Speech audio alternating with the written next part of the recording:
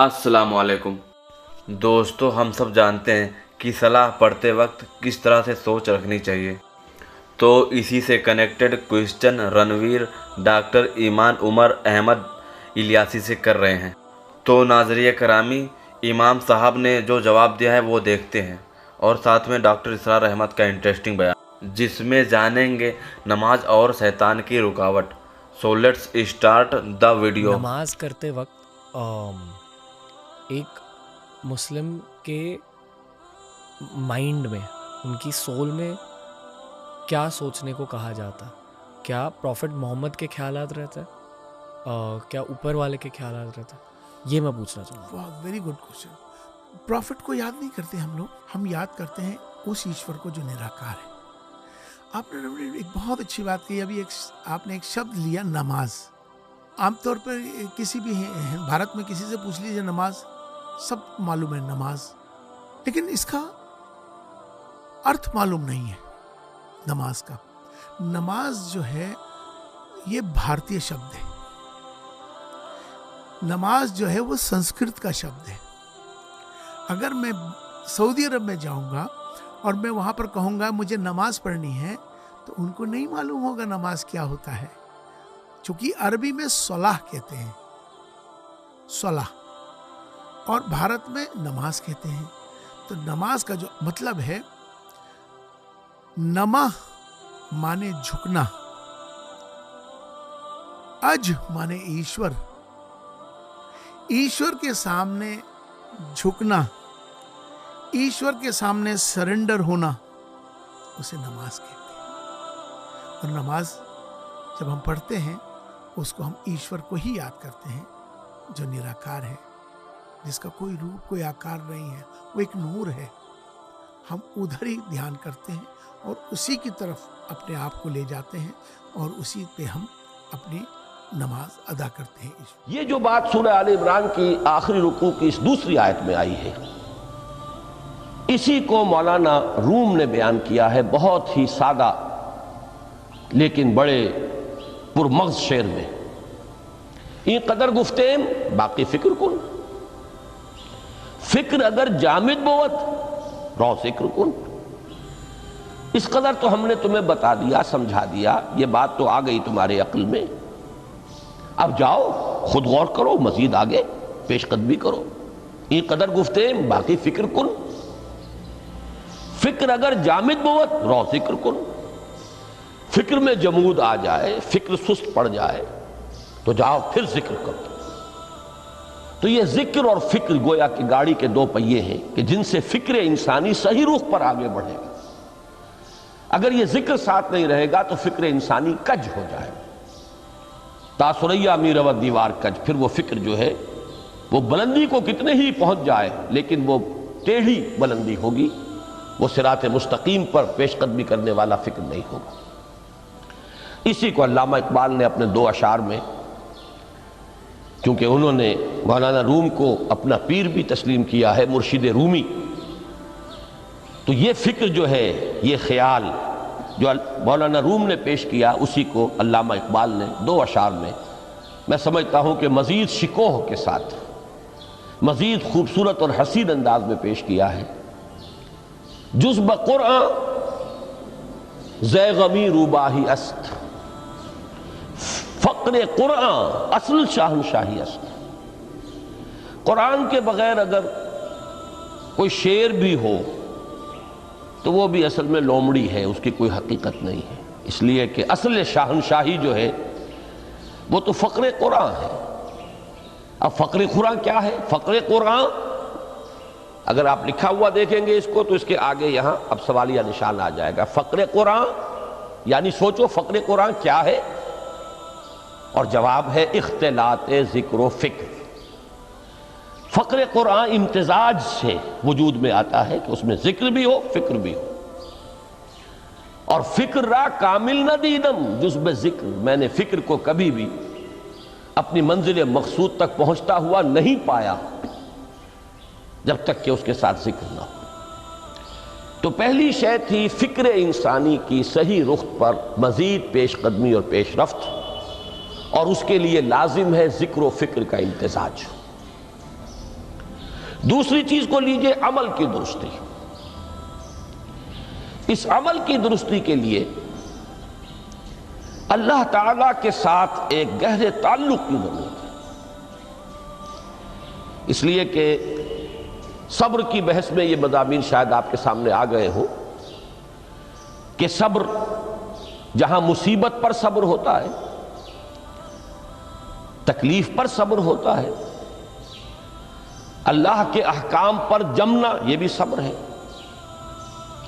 نفس کی خواہشات کی باغ کو تھام کر رکھنا، کھینچ کر رکھنا یہ بھی صبر ہے، اور استقامت کسی شے پر قائم رہنا یہ بھی صبر ہے. تو عمل صحیح پر استقامت کے لیے وَاصْبِرْ وَمَا صَبْرُكَ إِلَّا بِاللَّهِ، اس صبر کی سب سے اہم جو بنیاد ہے، اس کا جو سب سے بڑا ذریعہ ہے، اس کا جو سب سے بڑا سہارا ہے، وَمَا صَبْرُكَ إِلَّا بِاللَّهِ، اس کے لیے ضرورت ہے ایک گہرے تعلق کی کہ اللہ کے ساتھ ایک ایسا تعلق برقرار رہے جو نہ صرف گہرا ہو بلکہ دائم و قائم ہو، مسلسل ہو. ذرا ذہول ہوگا تعلق مع اللہ میں، ذرا کمی آئے گی، شیطان کا وار کاری ہو جائے گا. اسی کو حضور نے حدیث میں یوں تعبیر کیا ہے تمثیلاً کہ جو دل اللہ کی یاد سے غافل ہے اس پر، فارسی کا وہ مقولہ بھی ہے کہ خانہ خالی را دیو می گیرت، گھر خالی رہے تو جنات اس پر دیو جو ہے آ کر قبضہ جما لیتے ہیں. تو خانہ قلب جو ہے اگر یاد خدا بندی سے خالی ہو گیا تو شیطان ابلیس لعین اپنی تھوتنی ٹکا دیتا ہے. یہ لفظ آتا ہے سور کے منہ کے لیے تھوتنی، جس طرح اس کا نکلا ہوا سا منہ ہوتا ہے آگے، تو یہ لفظ استعمال کیا گیا کہ وہ اپنی تھوتنی انسان کے دل پر جما کر اور پھوکے مارنی شروع کر دیتا ہے. تو شیطان کو موقع ہی تب ملتا ہے جب انسان کے تعلق مع اللہ کے اندر کمی ہو، وہ خانہ بالکل خالی ہو گیا ہو یا اتنا ضعیف ہو گیا ہو کہ کل عدم ہو جائے، گویا کہ نہیں. تیسری چیز کی طرف آئیے، روحانی ترقی. روحانی ترقی کے لیے میں ایک اصطلاح کے سامنے لا رہا ہوں. اس سے مراد کیا ہے؟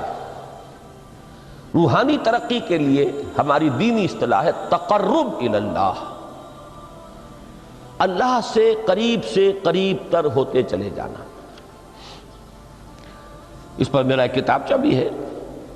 تقرب الی اللہ کے دو مدارج، دو درجے، جو در حقیقت ایک حدیث نبوی علیہ الصلاۃ والسلام ہی پر مبنی ہے کہ حضور نے ایک درجہ قرار دیا ہے تقرب بالفرائض، فرائض کے ذریعے سے انسان اللہ کا قرب حاصل کرے.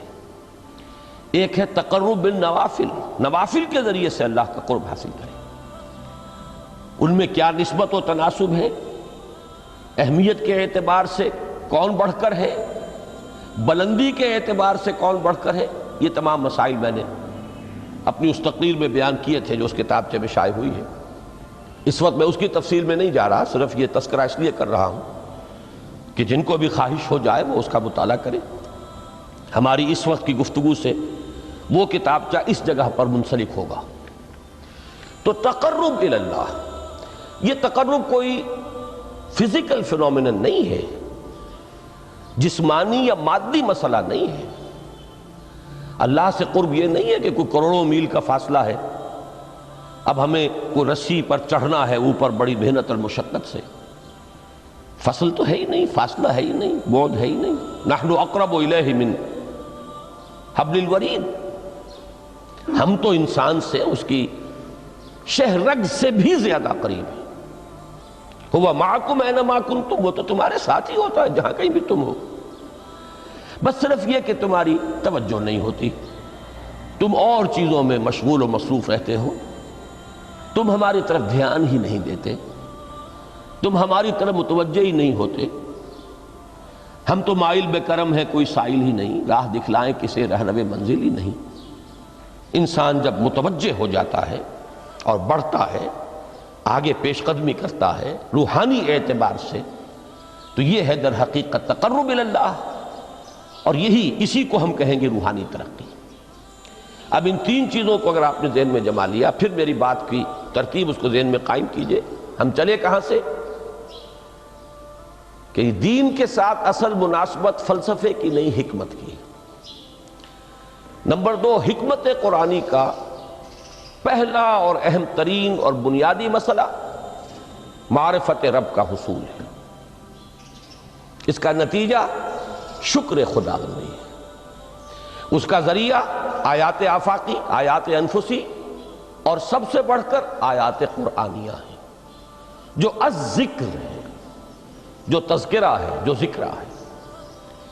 لیکن اس پہلے مرحلے کو اگر کوئی انسان بفضل ہی تعالی، اللہ کے فضل و کرم سے طے کر لے، اب اس کے سامنے تین مسئلے ہیں۔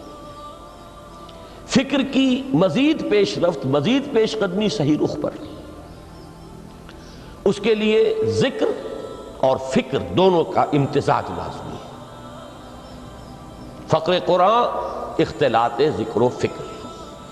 الذین یذکرون اللہ قیاما وقعودا وعلی جنوبہم ویتفکرون فی خلق السماوات والارض۔ دوسری شے عمل کا درست رہنا، نہ افراط و تفریط ہو، عدم توازن ہو، نہ انسان نفس سے مغلوب ہو جائے، نہ انسان جذبات کی رو میں اندھا ہو جائے، نہ انسان ماحول سے مرعوب ہو کر متاثر ہو جائے، صحیح رخ پر اس کا عمل۔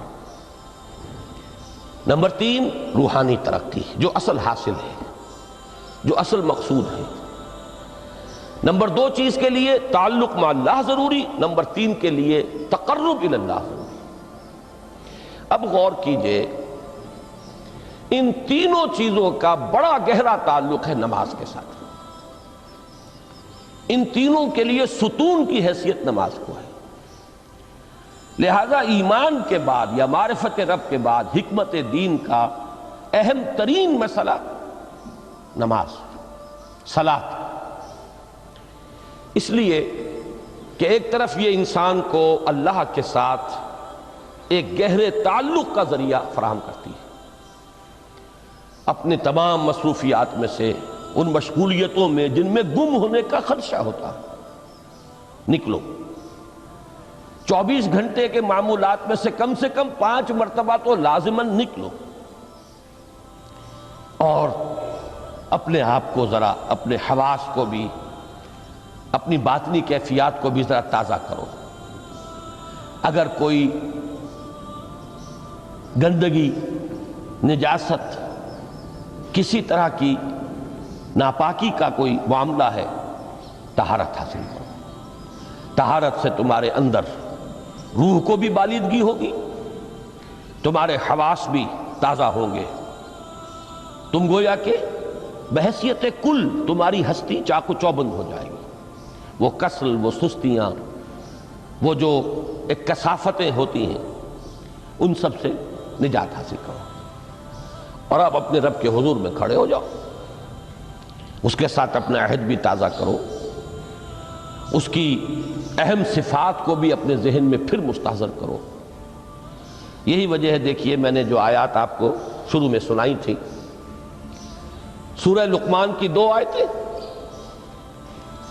پہلی آیت میں اس کا ترجمہ کر چکا، دوسری آیت وَلَقَدْ وَإِذْ قَالَ لُقْمَانُ لِابْنِهِ وَهُوَ يَعِظُهُ يَا بُنَيَّ لَا تُشْرِكْ بِاللَّهِ إِنَّ الشِّرْكَ لَظُلْمٌ عَظِيمٌ۔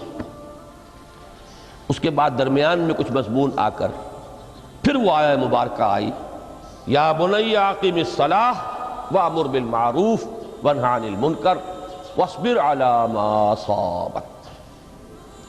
گویا کہ اہم ترین چیز، بنیادی ترین چیز، اللہ کو محض پہچان لینا کافی نہیں ہے، یاد رکھنا ضروری ہے۔ اللہ یاد رہے گا تو فکر صحیح آگے بڑھے گا، اللہ یاد رہے گا اور اس کے ساتھ ایک گہرا تعلق جو ہے برقرار رہے گا تو عمل درست رہے گا۔ بالکل یہی بات سورہ طٰہٰ میں جو پہلی وحی حضرت موسیٰ علیہ السلام پر ہوئی، اور پہلا مخاطبہ ہے، چونکہ حضرت موسیٰ کو یہ انبیاء کرام کے مقدس گروہ میں ایک امتیازی حیثیت حاصل ہے کہ ان سے براہ راست گفتگو ہوئی ہے، اگرچہ صرف ایک پردہ تھا، اوٹ من ورائے حجاب گفتگو ہوئی ہے، لیکن یہ کہ کوئی فرشتے کا درمیانی جو ہے وہ لنک نہیں تھا، براہ راست اللہ تعالیٰ نے حضرت موسیٰ علیہ السلام سے کلام فرمایا۔ کلم اللہ موسیٰ تکلیما، موسیٰ سے تو اللہ نے کلام فرمایا جیسے کہ کلام کیا جاتا ہے۔ تو پہلا مخاطبہ ہے، یہ پہلا مکالمہ ہے، پہلی وحی کہیے، اسی میں یہ الفاظ بھی موجود ہیں، اننی انا اللہ لا الہ الا انا فاعبدنی واقم الصلاۃ لذکری۔ یہ گویا کہ حکمت قرآنی کا ایک بہت بڑا خزانہ ہے یہ آیت مبارکہ، کہ خود حضرت موسیٰ علیہ السلام کو جو ہدایت دی جا رہی ہے، میں ہوں، میں اللہ، اننی انا اللہ لا الہ الا انا، میرے سوا کوئی معبود نہیں، فاعبدنی، بس میری بندگی، میری عبادت، میری پرستش، میری محبت، اس کو اختیار کرو۔ وَأَقِمِ الصَّلَاةَ لِذِكْرِي، اور نماز کو قائم رکھو میری یاد کے لیے۔ بلکہ اسی سلسلہ کلام میں آگے چل کر سورہ طٰہٰ میں آتا ہے، کافی گفت و شنید کے بعد جب حضرت موسیٰ نے کچھ معذرت بھی کی، کچھ دعائیں بھی کی، اللہ نے ایک دعا قبول بھی کی کہ ان کے بھائی کو بھی شریک کر دیا، حضرت ہارون کو بھی۔ اس کے بعد پھر جب فرمایا کہ اب جاؤ فرعون کی طرف، تو اس میں فرمایا وَلَا تَنِيَا فِي ذِكْرِي، اور دیکھنا یہ جو عظیم مشن تمہارے کندھے پر آ گیا ہے، بڑا بھاری اور کٹھن ایک فرض ہے جو تم پر عائد ہو گیا ہے، اس کے لیے سب سے بڑی تمہارے پاس جو قوت کا ذریعہ ہے وہ نماز ہے۔ اقیم فلا تنیا عن ذکری، میری یاد میں کبھی غفلت نہ کرنا، اس میں کبھی کوئی کمی نہ آنے دینا۔ جیسا کہ میں نے عرض کیا تھا کہ جیسے ہی وہ تعلق جو ہے کمزور پڑتا ہے یا منقطع ہو جائے معاذ اللہ، تو پھر انسان گویا کہ شیطان کے لیے ایک لقمہ تر بن جاتا ہے۔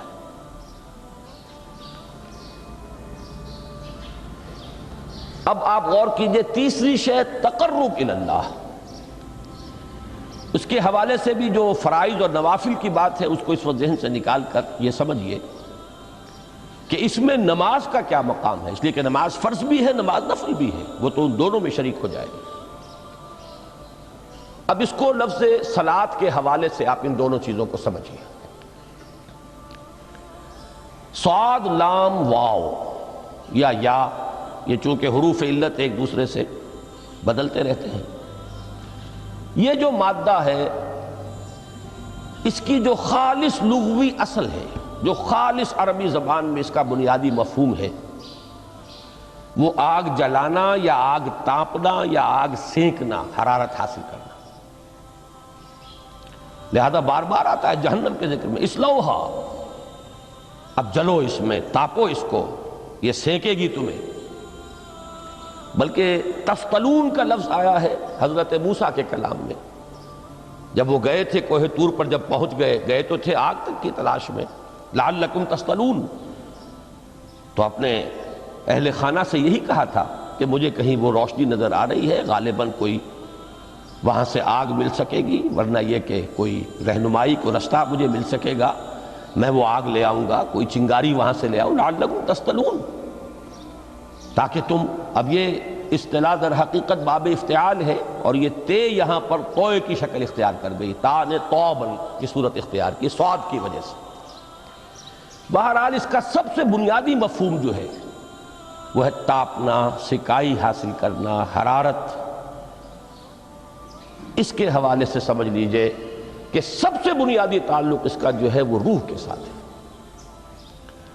روح میں محبت خداوندی کی آگ اگر ٹھنڈی پڑ گئی ہو، اگر محبت خداوندی کی حرارت میں کمی ہو رہی ہو، تو اس کو اثر نو، جس کو کہ میں آج سوچ رہا تھا تو ایک لفظ ذہن میں آیا کہ جیسے بیٹری اس کو ریچارج کیا جاتا ہے، اسی طریقے سے روح کے اندر محبت خداوندی کی اس حرارت کو اثر نو تازہ کرنا، یہ ہے در حقیقت نماز کا اصل مقصد۔ اس لیے کہ اس لفظ کا بنیادی مفہوم، اصل لغوی مفہوم تو یہ ہے، اگرچہ اس کا سب سے زیادہ کثرت سے جو استعمال ہوتا ہے، اور لفظ صلاۃ جس سے در حقیقت جس تصور پر مبنی ہے وہ ہے اقدام، کسی کی طرف متوجہ ہونا اور پھر دعا۔ صلاۃ کا سب سے قریبی مفہوم لفظی جب بیان کیا جائے گا، اس سے مراد، اس کے معنی، تو دعا اس میں اہم ترین ہے۔ کسی کی طرف توجہ کرنا، مناجات کرنا، گفتگو کرنا، مخاطبہ، مکالمہ، دعا، یہ در حقیقت صلاۃ کا سب سے بڑا اصطلاحی مفہوم ہے۔ لیکن جو اس کا مادہ ہے، صاد لام واو یا صاد لام یا، اس کا اصل مفہوم جو ہے وہ تاپنا، حرارت حاصل کرنا۔ تو ان دونوں کے حوالے سے عرض کر رہا ہوں، وہ تاپنا اور حرارت حاصل کرنا وہ ہے روح کے اعتبار سے۔ وہ جو کہا اقبال نے کہ بجھی عشق کی آگ اندھیر ہے، مسلمان نہیں راہ کا ڈھیر۔ یہ عشق کی آگ جب بجھ جاتی ہے، در حقیقت یہی تو انسان کی روحانی موت ہے۔ جب یہ نہ رہے تو چاہے منطق میں بہت انسان ماہر ہو، مجھے اقبال کا ایک شعر یاد آیا ہے تقابل کرتے ہوئے، ایک انسان محکوم اور ایک انسان حر، آزاد انسان، ان کی نفسیات میں جو بنیادی فرق علامہ اقبال نے مختلف مواقع پر بیان کیے ہیں۔ محکوم ہے بیگانہ اخلاص و مروت، ہر چند کے منطق کی دلیلوں میں ہے چالاک۔ تو منطق کی دلیلوں میں انسان چالاک ہو جائے اور وہ لغت ہائے حجازی کا وہ ایک خزانہ بن جائے، اسے تمام الفاظ کے معنی یاد ہو، وہ بڑے مسائل فقہ کے اسے ازبر ہو، جزیات، بے انتہا جزیات جو ہیں وہ مستحضر ہو، فلسفے کے بڑے بڑے مسئلے اس نے حل کر لیے ہوں، لیکن اگر روح میں وہ اللہ کی محبت کی آگ نہیں ہے، وہ تپش نہیں، بجھی عشق کی آگ اندھیر ہے، مسلمان نہیں راکھ کا ڈھیر۔ اسی کے حوالے سے آج مجھے یاد آیا تھا کہ وہ جو بڑی سادہ سی ایک نظم ہے، اللہ تعالیٰ سے دعا یا رب دل مسلم کو وہ زندہ تمنا دے، اس میں بھی جو الفاظ آئے ہیں جو روح کو گرما دے اور قلب کو تڑپا دے، یہ ہے اصل جو مقصود ہے نماز کا۔ اور یہی وہ چیز ہے جیسا کہ میں نے عرض کیا تھا کہ نگاہوں سے اوجھل، یہ پہلو سامنے ہے ہی نہیں، دوسرا پہلو سامنے ہے اور وہ بھی میرے نزدیک بہت اہم ہے، بہت بنیادی ہے، اس میں کوئی شک نہیں، لیکن یہ ہے بلند ترین منزل کہ تقرب الی اللہ، اس کے لیے در حقیقت یہ کس لیے درکار ہے؟ روح کے اندر عشق کی حرارت اور گرمی تازہ ہو جائے۔ بسا اوقات یہ اندر دب جاتی ہے، جیسے انگارہ ہوتا ہے آگ کا، اس کے اوپر خاک اور راکھ آ جاتی ہے، اندر کچھ ہوتی ہے، آگ دبی ہوئی سمجھ، آگ بجھی ہوئی نہ جان، اس دبی ہوئی آگ کو پھر ایک شعلہ بنانا، پھر اس کے اندر ایک حیات تازہ پیدا کرنا، یہ ہے نماز کا اہم ترین اور بلند ترین مقصد۔ لیکن اس کے ساتھ ہی اس نماز میں ذکر ہونا، اس کا یہ ذکر ہے، اور ذکر کی جب میں فہرست بیان کیا کرتا ہوں بہت سے حضرات کے سامنے ہوگا کہ ذکر کا در حقیقت مفہوم ہے استحضار اللہ فی القلب۔ ہمارے ہاں غلطی سے جو ذرائع ذکر ہیں انہیں ذکر قرار دے دیا گیا ہے۔ نماز ذکر نہیں ہے، نماز ذکر کا ذریعہ ہے۔ اقیم الصلاۃ لذکری، نماز قائم کرو میرے ذکر کے لیے۔ یہ اللہ اللہ کہنا یا ادعیہ معصورہ جو حضور صلی اللہ علیہ وسلم کی مسنون دعائیں ہیں، انہیں اپنے تمام معمولات دنیاوی کے ساتھ ساتھ ان دعاؤں کو بھی انسان پڑھتا رہے، اللہ سے دعا کرتا رہے، یہ تمام ذرائع ذکر ہیں۔ سبحان اللہ الحمدللہ الحمدللہ، اس کا آپ ورد کیجئے، یہ بھی ذریعہ ذکر ہے۔ حقیقت میں ذکر ہے استحضار اللہ فی القلب، اللہ کو دل میں لے آنا، اللہ کو دل میں حاضر کر لینا اصل میں تو ترجمہ ہوگا، لیکن حاضر جاننا، یہ کیفیت جو ہے انسان کو حاصل ہو جائے۔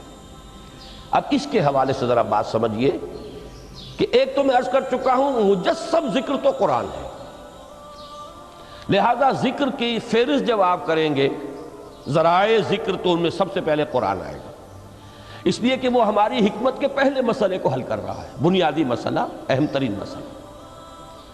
دوسرے نمبر پر ذکر جو ہے، اب اس کے لیے کچھ اصطلاحات جو میرے مختلف دروس میں شاید آپ کے سامنے بعد میں آئیں یا پہلی آ چکی ہوں، ان کے حوالے سے میری بات سمجھیے۔ ایک ذکر غیابی ہے، تھرڈ پرسن میں صیغہ غائب میں اللہ کی یاد کرنا، اللہ اکبر اللہ اکبر اللہ اکبر۔ ابھی اللہ اکبر جو ہے یہ جملہ اسمیہ خبریہ ہے، ایک حقیقت کی تکرار آپ کر رہے ہیں، اللہ سب سے بڑا ہے، اللہ سب سے بڑا ہے، سبحان اللہ سبحان اللہ سبحان اللہ۔ یہ در حقیقت ذکر غیابی ہے کہ آپ اس میں مخاطب نہیں ہے اللہ سے، ایک ذکر خطابی کہیں یا ذکر حضوری کہیں، جس میں مکالمہ ہوتا، جس میں گفتگو ہوتی۔ تو نماز در حقیقت ذکر حضوری اور ذکر خطابی کی بلند ترین شکل ہے۔ اس لیے میں نے عرض کیا تھا کہ نماز کے لفظ یا صلاۃ کے لفظ، یہ اصطلاحی معنی جو اکثر و بیشتر کیے جاتے ہیں، وہ ہے دعا، اور دعا میں ہوتا کیا ہے؟ مکالمہ ہے، مخاطب، اے اللہ، اے میرے رب، اے پروردگار۔ پھر یہ کہ اس میں اقدام اور کسی کی طرف متوجہ ہونا، یہی وجہ ہے کہ افتتاح صلاۃ، نماز کو شروع کرنے کے لیے، ایک تو وہ الفاظ جو قرآن مجید میں آئے ہیں، انی وجہت وجہی للذی فطر السماوات والارض حنیفا وما انا من المشرکین، یہ ہے توجہ کا ارتکاز،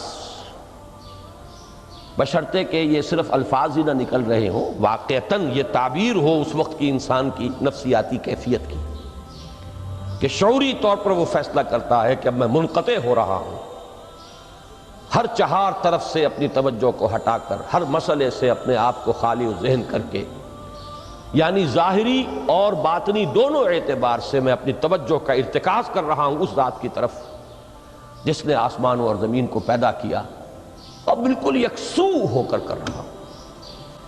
انی وجہت وجہی للذی فطر السماوات والارض حنیفا وما انا من المشرکین۔ اور دوسری وہ جو دعا جس سے ہم افتتاح کرتے ہیں اپنی نماز کا، دیکھیں اس میں خطاب کا کس قدر اہتمام ہے، وہاں سبحان اللہ نہیں ہے، سبحانک اللہم، پاک ہے تو اے رب ہمارے، وبحمدک وتبارک اسمک وتعالی جدک۔ اب آپ غور کر رہے ہیں، یہ ہے تخاطب، براہ راست مخاطب ہونا۔ یہ گویا کہ لب لباب میں آپ کے سامنے عرض کر رہا ہوں علامہ اقبال کے خطبے کا، دی میننگ آف پریئر ان اسلام۔ خطبات جو ہیں ان کے مشہور، ان میں غالباً یہ تیسرا یا چوتھا لیکچر ہے، کہ اس میں تصور یہ دیا گیا ہے کہ دو ہی انائیں ہیں، ایک انائے کبیر اننی انا اللہ لا الہ الا انا، یہ وہ انائے کبیر ہے، انائے مطلق ہے، میں، بہت بڑی میں، جس کو کہ علامہ اقبال نے کہا دی بگ آئی ایم۔ یہ بگ آئی ایم جو ہے وہ سورہ طٰہٰ کی اس آیت میں ہے، اور میرے علم کی حد تک کوئی اور مقام نہیں ہے جس میں اس قدر جلال ہو۔ اللہ نے اس طور سے اپنی انانیت کبریٰ اور انانیت مطلقہ کا اظہار اس بلند آہنگ کے ساتھ کیا ہو، اننی انا اللہ لا الہ الا انا۔ وہ انائے کبیر اور یہ انائے صغیر، یہ انائے محدود، یہ چھوٹی سی ایک انا ہے، میں، یہ میں ہوں۔ آپ جب کہتے ہیں میں، بڑی محدود سی ایک انا، دی فائنائٹ ایگو، انائے محدود اور انفائنائٹ ایگو۔ اور صلاۃ اصل میں کیا ہے؟ اس چھوٹی انا کا بڑی انا کے سامنے آ کر روبرو ہو کر وہ جو کبھی ٹیلی ویژن کا ایک پروگرام ہوا کرتا تھا، روبرو ہو کر خطاب. ایک ہے وہ صیغہ غائب میں تکرار، سبحان اللہ، وہ بھی بہت اہم ہے، اس کا اپنی جگہ پر فائدہ ہے، لیکن ہر شے کے درجے ہیں. اگر حفظ مراتب نہ کنی زندگی، اگر آپ ان کے درجوں کا علیحدہ علیحدہ لحاظ نہیں کریں گے تو غلط رخ پر پڑ جائیں گے. تو یہ جو دو ذکر خطابی یا ذکر حضوری ہے، نماز اصل میں اس کی بلند ترین شکل ہے. یہی وجہ ہے کہ سبحانک اللہم وبحمدک وتبارک اسمک وتعالی جدک ولا الہ غیرک. اس کا کی جس قدر تکرار یہاں پر ہے، آپ نے غور کیا، اس میں خطاب ہے. یا پھر یہ کہ یہ کا کی اس طرح کی تکرار آپ کو دعائے قنوت میں ملے گی. اللہم انا نستعینک ونستغفرک ونؤمن بک ونتوکل علیک ونثنی علیک الخیر ونشکرک ولا نکفرک. اب یہ جو ہے یہ در حقیقت خطاب کا اندازہ ہے کہ براہ راست گفتگو ہو رہی ہے. تو سب سے پہلی بات تو یہ ہوئی کہ ذکر کی ایک شکل ہے ذکر غیابی، دوسری ذکر حضوری، اور ذکر حضوری یا ذکر خطابی کی بلند ترین منزل، بلند ترین اس کا ذریعہ نماز. اس کو ایک پہلو سے اور سمجھ لیجئے. سورہ فاتحہ جب پھر ہم پڑھتے ہیں، جسے الصلاۃ کہا گیا ہے، جو لب لباب ہے، خلاصہ ہے، اس میں پھر تدریجاً غیاب سے حضور کی طرف پیش قدمی ہوتی ہے. الحمدللہ رب العالمین الرحمن الرحیم مالک یوم الدین، یہ ذکر غیابی ہے، اس میں ابھی خطاب نہیں آیا. یہ وہی جملہ اسمیہ ہے، کل تعریف اس اللہ کے لیے ہے جو تمام جہانوں کا پروردگار ہے، مالک ہے، جو رحمان ہے، رحیم ہے، جزا و سزا کے دن کا مختار و مالک ہے. اب یہ غیاب سے حضور کی طرف، ایاک نعبد و ایاک نستعین اہدنا الصراط المستقیم، یہ ہے وہ. اب پہلے ایک معاہدہ ہے، ایک اقرار ہے، اعتراف ہے، وعدہ ہے، اور پھر دعا ہے، استدعا ہے. یہ ہے غیاب سے حضور کی طرف تدریجاً ارتقاء. یہی وجہ ہے، اب نوٹ کر لیجئے، وہ چھوٹی سی حدیث یہ بھولنی نہیں چاہیے، الصلاۃ معراج المومنین. اس لیے کہ مخاطبہ الہی براہ راست حضور کو جو حاصل ہوا وہ معراج میں ہوا ہے. التحیات کا مکالمہ وہی ہوا ہے. لہذا اس کو نوٹ کر لیجئے کہ باقی جو وحی ہوئی ہے حضرت جبرائیل کے ذریعے سے ہوئی ہے، یا کوئی الہام ہوا ہے حضور کے قلب مبارک پر کوئی شے القاء کی گئی ہے، تو وہ دوسری نوعیت کی وحی ہے. وہ جو مخاطبہ حضرت موسیٰ علیہ السلام کو وہ اس دنیا ہی میں حاصل ہوا ہے، کوہ طور کی بلندیوں پر، یہی ان کی امتیازی شان ہے، کلم اللہ موسیٰ تکلیما. یہ براہ راست مخاطبہ جو ہے یہ حضور صلی اللہ علیہ وسلم کو معراج کی شب یہ آپ کو حاصل ہوا، اور حضور نے اسی لیے نماز کو معراج المومنین قرار دیا، اس لیے کہ اس میں وہی براہ راست مخاطبہ اور مکالمہ اور وہی گفتگو ہے جو ہو رہی ہے. اس کے ضمن میں وہ حدیث، اب اس وقت شاید میرا وقت ختم ہونے کے قریب ہو، لیکن وہ حدیث جو اس اعتبار سے حدیث قدسی ہے، اگرچہ بعد میں اس کے جو مزید تفصیل ہے تو حضور صلی اللہ علیہ وسلم نے گویا کہ خود بیان کی ہے، لیکن مسلم شریف کی روایت ہے حضرت ابو ہریرہ رضی اللہ تعالی عنہ سے کہ حضور نے فرمایا، یقول اللہ تعالی، اللہ یہ فرماتا ہے، اسی لیے اس کو حدیث قدسی کہیں گے. قسمت الصلاۃ بینی و بین عبدی نصفین، میں نے نماز کو اپنے اور اپنے بندے کے مابین آدھا آدھا تقسیم کر دیا ہے. اب یہاں تک تو جملہ ہے اللہ کا، یہ ہے حدیث قدسی.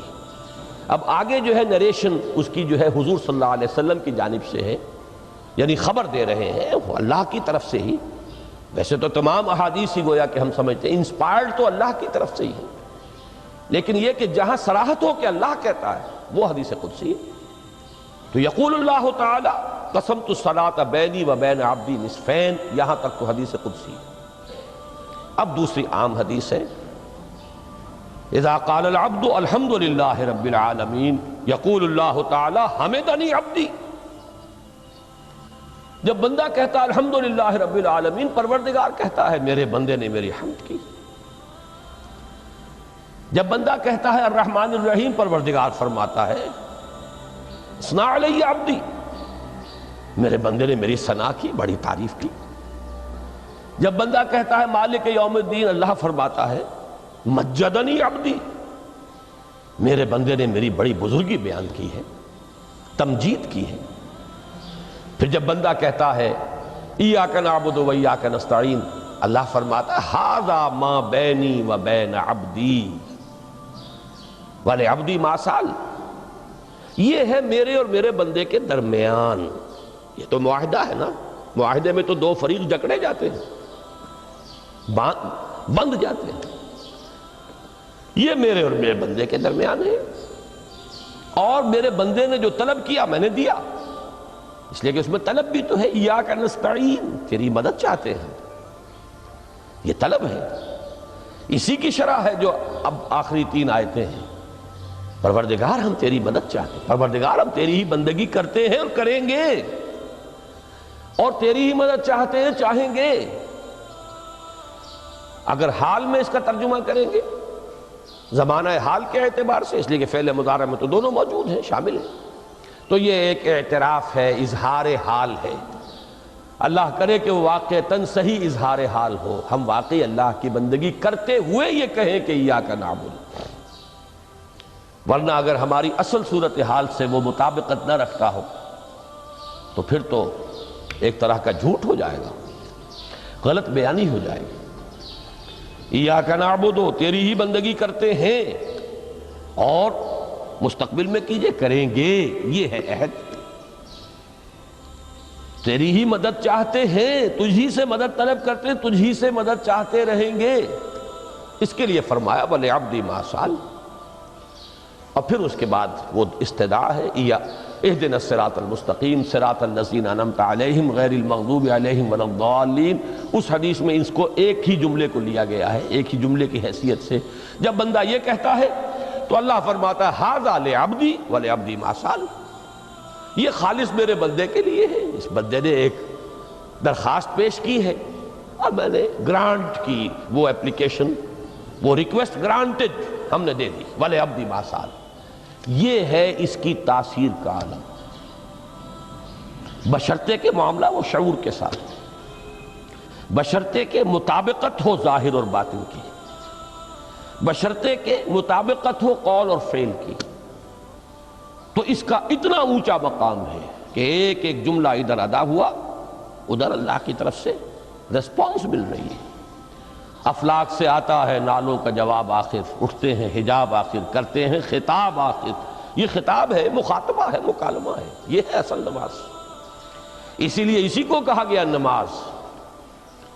البتہ اب اس سے آگے بڑھیے، ذکر کی ایک اور شکل بھی ہے، اور وہ ذکر عملی ہے۔ ایک تو ہم نے کہا اللہ اکبر، اللہ بہت بڑا ہے، سب سے بڑا ہے، یہ جیسا کہ میں نے عرض کیا ایک اعتبار سے تو ذکر غیابی ہو گیا۔ دوسرے یہ کہ یہ ایک فکری لسانی ذکر ہے، ہم نے کہہ دیا۔